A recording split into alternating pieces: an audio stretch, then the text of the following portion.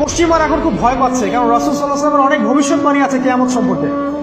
ওরাও এখন খুব ভয় পাচ্ছে, ওভার কনসিয়াস যে এগুলো তো হতেই পারে। এটাকে ঠেকানোর যত পদ্ধতি তারা অবলম্বন করছে, কিন্তু লাভ হবে না। প্রতিটা ইস্যু ওদের বিপর্যয় ডেকে আনবে। যে কোনো ইস্যু হোক, সেটা প্যালেস্টাইন বা কাশ্মীর, হোক সেটা আফগানিস্তান বা পাকিস্তান বা বাংলাদেশ বা বার্মা, কোনো ইস্যুই তাদের জন্য কল্যাণ বয়ে আনবে না। যদি কল্যাণ বয়ে আনে, শুধু মুসলিমদের জন্যই আনবে, কারণ প্রতিটা অন্ধকারের পিছনে একটা সোনালী সকাল আছে। এটা ওরা জানে না, কিন্তু কোরআন এবং হাদিস এটা আছে।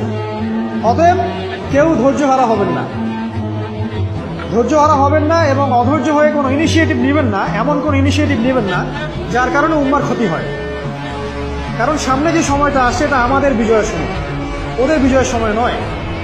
All you have to do, আপনাকে শুধু এতটুকু করতে হবে, জাস্ট বি প্রিপেয়ার ইউরসেলফ। নিজের প্রস্তুতি নিজে নেওয়া শুরু করুন।